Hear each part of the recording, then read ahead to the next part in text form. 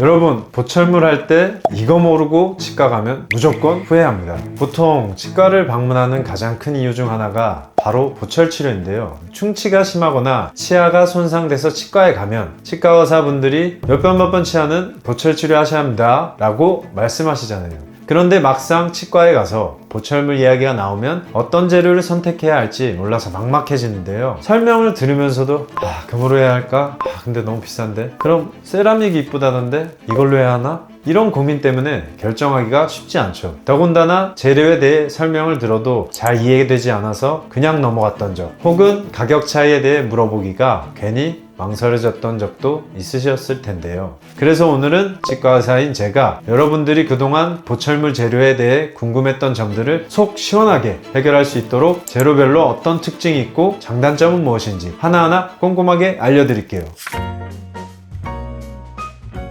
이 영상을 보시면 나에게 맞는 보철물 선택에 대한 고민이 싹 사라지실 거예요. 각 재료의 특징을 알아보기 전에 먼저 보철물이 뭔지부터 알려드릴게요. 자, 이 사진을 한번 보실까요? 이게 바로 보철물인데요. 지금 화면에 보이는 것처럼 치아 위에 뚜껑처럼 씌워지는 것이라고 보시면 돼요. 한마디로 보철물은 손상된 치아를 씌우거나 대체하기 위해 사용되는 구조물이에요. 이 보철물이 언제 사용되냐면 주로 충치가 심하거나 치아가 부러졌을 때 또는 치아가 빠졌을 때입니다. 먼저 충치가 생기면 충치를 파내야 되고, 치아를 파내게 되면 정상적으로 씹기가 힘들잖아요. 그래서 그 파낸 부분을 보철물로 덮어주는 건데요. 그렇게 되면 파였던 치아를 보호할 수 있고 또 씹는 기능을 정상 작동하게 만들어줄 수 있는 거죠. 치아가 부러지거나 빠졌을 때도 마찬가지예요. 부러진 치아에는 보철물을 씌우고 치아가 빠진 곳에는 치아 모형 보철물인 임플란트를 하게 됩니다. 이렇게 하면 정상적인 치아 모양이 되기 때문에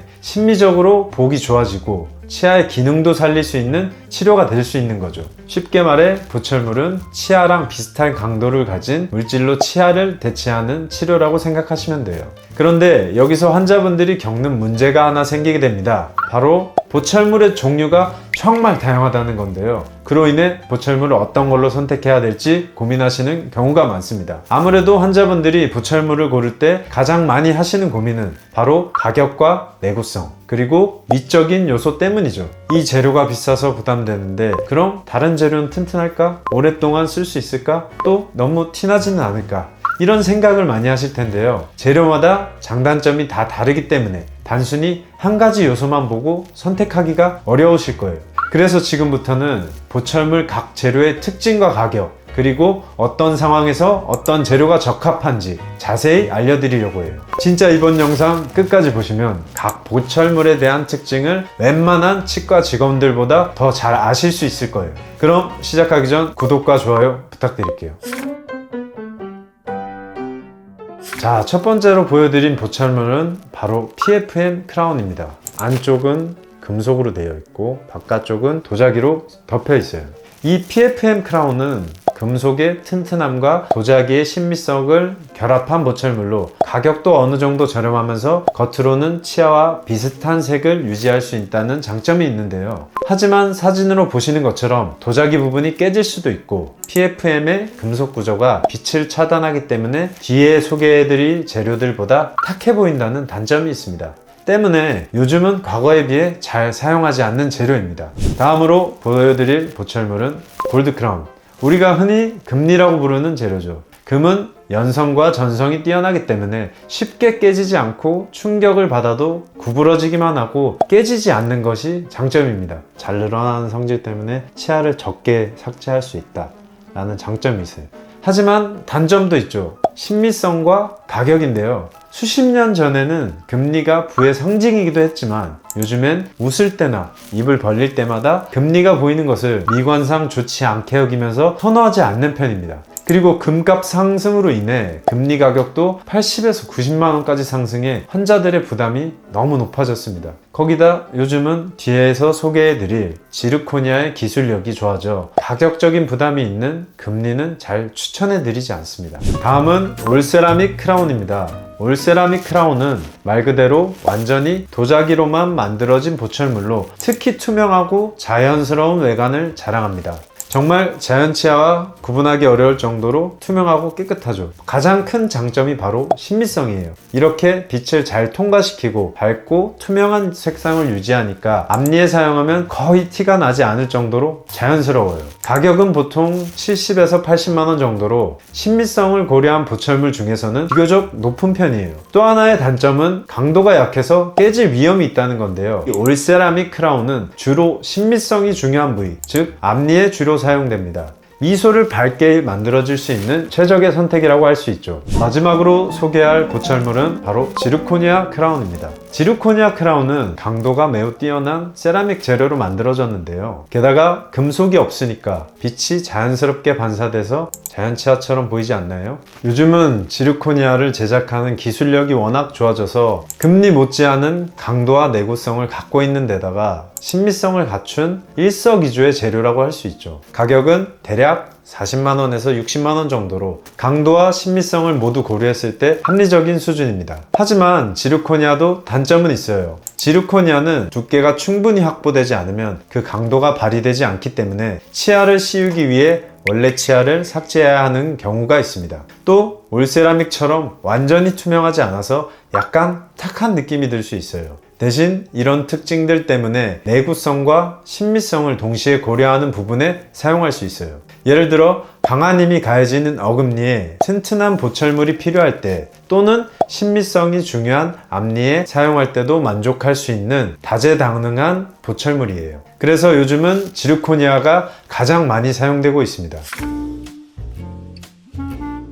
자, 지금까지 보철물별 특징과 장점에 대해 설명을 드렸는데요. 그래, 보철물에 대해선 잘 알겠다고, 그런데 그래서 뭘 선택하라고 하시는 분들도 계실 것 같아요. 그래서 이제부터는 여러분이 치과에 오셨다고 가정하고 어금니, 앞니, 임플란트 등 다양한 상황에서 어떤 보철물이 적합한지 알려드릴게요. 첫 번째, 어금니와 임플란트에 크라운을 해야 하는 경우라면 지르코니아나 골드 크라운이 딱입니다. 특히 어금니는 하루에도 수백 번도 더 씹는 역할을 하니까 튼튼한 내구성이 필수예요. 두 번째, 앞니에 크라운을 해야 하는 경우를 가정해 볼게요. 앞니는 대화를 할 때나 웃을 때 눈에 가장 잘 띄는 부위라서 신미성이 무엇보다 중요하겠죠. 자연스럽고 예쁘게 보이는 보철물이 필요하다면 올세라믹 크라운이 최고입니다. 반대로 앞니가 변색되었거나 신경치료 후 치아가 어두워진 경우에는 주변 치아에 비해 올세라믹 크라운만 하얗게 보이거나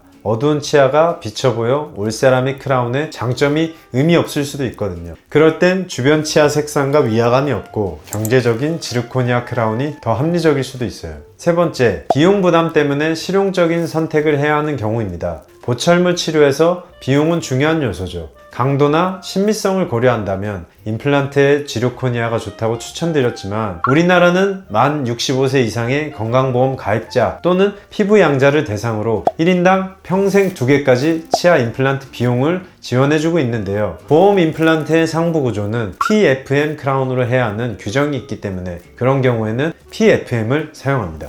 방금 말씀드린 건 상황별 예시이고 개인마다 치아의 특성과 치아 문제가 발생한 원인이나 진행 정도에 따라 치료 방향이 달라질 수 있으니 참고 정도만 해주세요.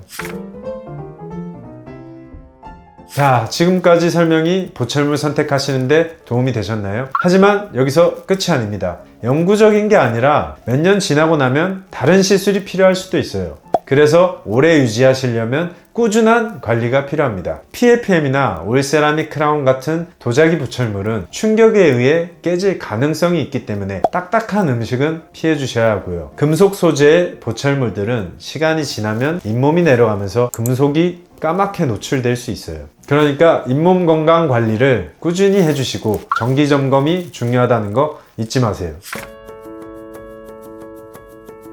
오늘 말씀드린 내용을 간단히 정리하자면, 어금니는 내구성이 좋은 금니와 지르코니아, 앞니는 신미성이 좋은 올세라믹이나 지르코니아, 그리고 임플란트나 변색 치아에는 PFM이 적합하다는 점 기억해 주세요. 이제 치과에 가셔서 상담을 받으시면 각 재료의 장단점을 이해하고 더 현명한 선택을 하실 수 있을 거예요. 마지막으로 당부드리고 싶은 건 치아에 문제가 생겼을 때 방치하지 않는 것이 가장 중요하다는 거예요.